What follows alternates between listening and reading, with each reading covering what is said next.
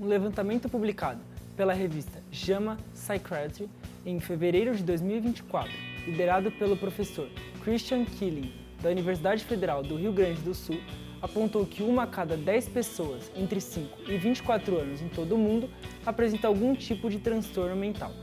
Além disso, essa pesquisa indicou que cerca de 293 milhões de crianças, adolescentes e adultos apresentam ao menos um transtorno. Para esse estudo, foi considerado dados de 159 países ao redor do mundo. Para conversar sobre esse aumento de transtornos mentais em crianças e adolescentes, convidamos a psicóloga e psicoterapeuta de adolescentes e adultos, Soraya Paiva. Seja bem-vinda, Soraya, e muito obrigado pela sua presença. Obrigada, eu que agradeço o convite de vocês de estar aqui falando desse assunto tão importante. Muito obrigado. E eu sou o Felipe Jordano. Estamos começando mais um Em Caso na Área, um programa de entrevistas feitos por nós, alunos de jornalismo da SPM São Paulo. E eu sou o Felipe Jacobsen. Daqui a pouco a gente volta para falar da saúde mental dos jovens no Brasil.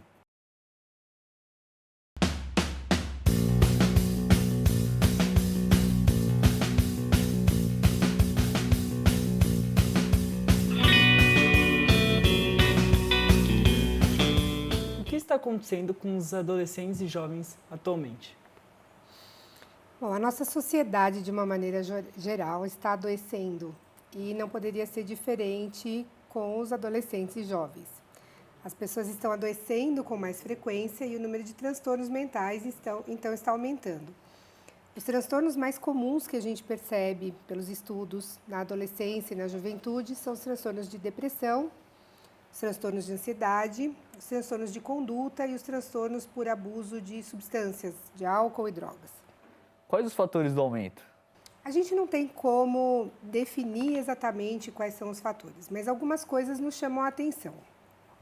Primeiro, a gente vive numa era digital e isso mudou completamente a vida das pessoas de alguns anos para cá, né?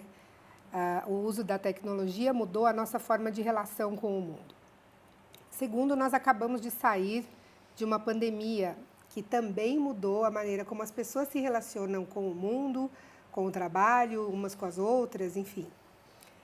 E temos as questões que já existiam antes, questões de relacionamentos, conflitos familiares, a questão de desempenho dos jovens, principalmente os adolescentes em idade de pré-vestibular, que são muito cobrados pelo seu desempenho. Muitos fazem muitas atividades extracurriculares, então alguns fazem mais de uma língua, alguns fazem mais de um esporte, muitas outras coisas além da escola, então os adolescentes têm muito pouco tempo livre e é preciso ter tempo para não fazer nada também.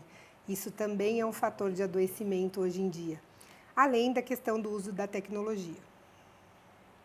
Gabriela Maese, cofundadora da empresa de empoderamento adolescente, mestre em psicologia educacional e psicanalista, ressalta que o uso excessivo de dispositivos eletrônicos é uma das possíveis causas do aumento de transtornos mentais.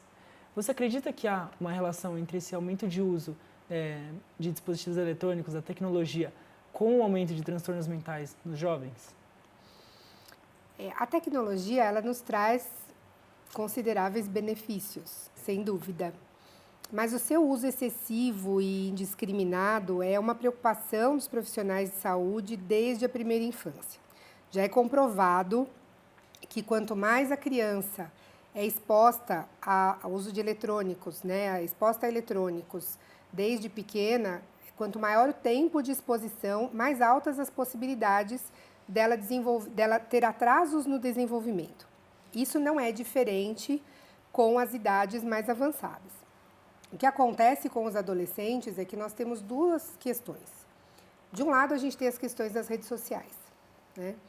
O adolescente, muitas vezes, por mais que ele tenha maturidade para a sua faixa etária, ele não tem maturidade suficiente e discernimento suficiente para lidar com o universo gigantesco que se apresenta na internet. E muitos jovens se deparam com situações de bullying, o cyberbullying, situações de conversas com estranhos, muitas vezes conversas eróticas que podem beirar ou chegar à pedofilia, os tais desafios que aparecem nas redes sociais. E às vezes essas situações se complicam, eles não sabem lidar com isso, não conseguem pedir ajuda porque a família não tem nem ideia de que eles estão lá, naquele mundo, né? Porque a internet é terra de ninguém. Então, o adolescente, ele precisa de supervisão para usar as redes sociais. E isso é um conflito gigantesco entre famílias, isso daria para a gente ficar aqui mais horas conversando, e eu sei que não é o nosso tema, mas é um assunto a ser discutido, é uma grande preocupação de educadores, de profissionais da saúde, porque os jovens e as famílias associam a supervisão a controle. E dá para você fazer supervisão sem controle, mas é assunto para um outro dia. Uma outra questão relacionada ao uso de eletrônicos, da tecnologia, preocupa não só em relação ao adolescente, mas também ao adulto jovem que a gente fala, que é o jovem de 19, 20, 22 anos. O uso excessivo de telas, ele está sim relacionado à possibilidade de desenvolvimento de transtornos do sono, irritabilidade, déficit de atenção, isolamento social, entre outros. Então, existe um número cada vez maior de pessoas que perdem o controle do tempo que ficam nas redes sociais, do tempo que ficam jogando. Existe o game disorder, que é o vício em jogo, né, que existe também fora das redes sociais, fora dos jogos, né, eletrônicos, mas a gente está falando aqui de tecnologia, então eu estou puxando para a questão do videogame, por exemplo, aonde o indivíduo joga, tem ali uma recompensa satisfatória, e se ele errar, a frustração não é tão grande, porque é só recomeçar. Então, muitas vezes, esse indivíduo ele substitui as relações reais por relações virtuais e adoece sem perceber. É lógico que eu estou aumentando tudo isso, não é todo mundo que usa as redes sociais, não é todo mundo que faz o uso de tecnologia que vai adoecer, mas é sim uma possibilidade, é um acontecimento, é uma preocupação e tem estudos que mostram isso. Bom, de acordo com um resumo científico lançado pela OMS, no primeiro ano da pandemia, a prevalência global de ansiedade e depressão aumentou em 25%. Como a pandemia da Covid-19 afetou os jovens brasileiros? O isolamento social, que foi necessário para a preservação da vida, ele trouxe muitos prejuízos nos relacionamentos, né? Então, o fato de você viver mais online do que presencialmente, as mudanças nos hábitos alimentares, na rotina do sono, a diminuição das atividades físicas, tudo isso afetou o jovem de uma maneira muito impactante e, lógico, trouxe para alguns a vivência de experiências de ansiedade e depressão que não necessariamente viraram transtornos, mas que foram experiências ruins e difíceis de lidar. Eu só queria fazer um parênteses aqui, que a gente precisa pensar, quando a gente fala de transtorno mental, não é tudo que é transtorno. Todos nós, ao longo da vida, passamos por experiências de perdas, de momentos difíceis. Então, às vezes, você perde alguém, como aconteceu na pandemia de Covid-19, por exemplo, ou você se dá mal em alguma situação e você tem aquele momento, aquele período que você se sente desanimado, sem vontade de sair da cama, sem vontade de ver seus amigos, sem vontade de comer, passa por um período, por uma vivência depressiva, mas não significa que você tenha um transtorno depressivo, um transtorno mental depressivo. Para que seja caracterizado como transtorno, precisa ser diagnosticado por um profissional, porque envolve uma série de critérios, envolve um tempo de duração. Então, todos nós temos momentos, traços e sintomas depressivos ao longo da vida, que são experiências difíceis e que valem a ajuda de um profissional, mas que não necessariamente vão se tornar transtornos mentais. Soraya, quais são os impactos a longo prazo dos transtornos mentais não tratados ou diagnosticados nessa faixa etária? Bom, tudo que não é tratado, uma hora aparece, né? Uma hora dá trabalho. Certo. Então, a gente fala que um transtorno mental ou qualquer conflito não resolvido, ele fica latente ali, ele vai ficar ali quietinho e uma hora ele vai aparecer. Então, ele pode aparecer na sua vida adulta como numa situação que a população em geral chama de gatilho, né?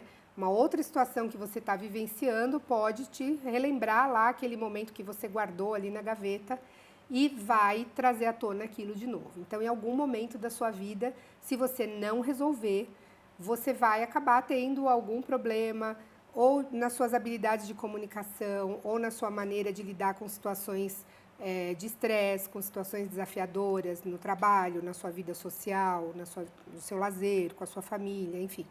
De alguma maneira, isso vai impactar em repercussões negativas na sua vida. Soraya, quais são os principais desafios que você considera ao lidar com crianças e adolescentes? Eu acho que o principal desafio da nossa profissão, né, ainda é o estigma, né, o preconceito das pessoas em achar que fazer terapia é coisa de gente maluca, né? Então, a gente ainda hoje ouve aquela frase assim, eu não sou louco, eu não preciso disso, não é para mim, tá tudo bem, eu consigo me virar, né?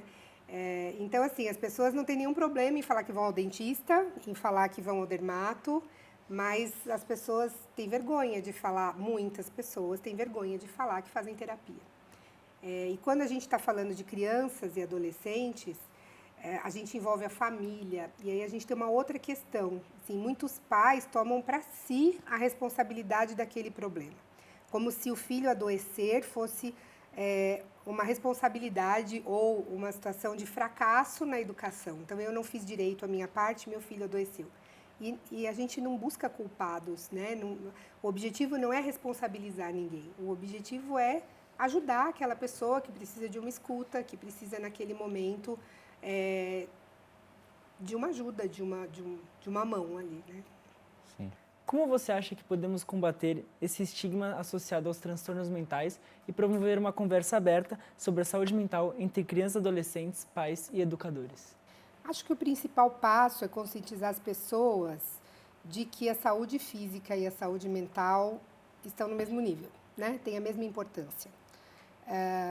Quando as pessoas entenderem isso, e eu acho que as escolas têm feito isso de uma maneira muito positiva, muito forte, promovendo encontros, palestras de pais, de alunos, abrindo um canal de escuta para os alunos, capacitando os seus educadores para essa escuta.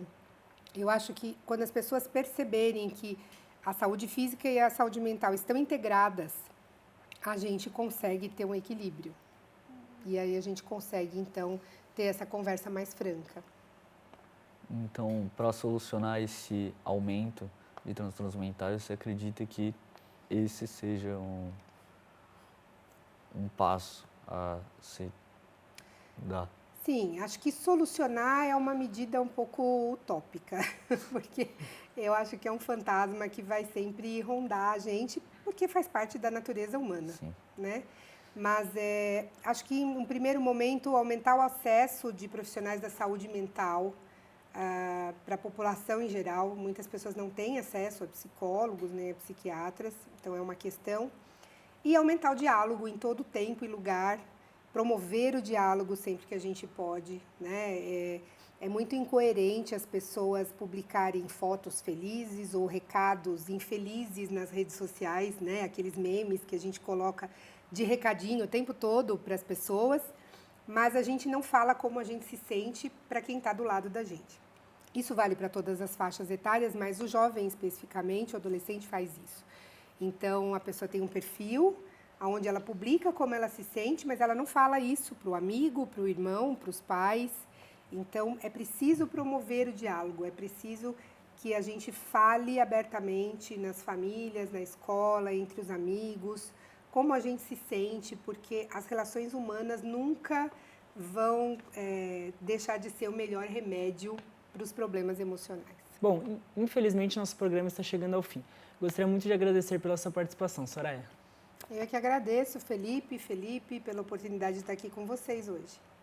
Gostaria também de agradecer a toda a equipe do Linkados. Se você quiser ver outros programas do Linkados na área, é só entrar no site do portal de jornalismo da SPM São Paulo, www.jornalismosp.espm.edu.br. Obrigado.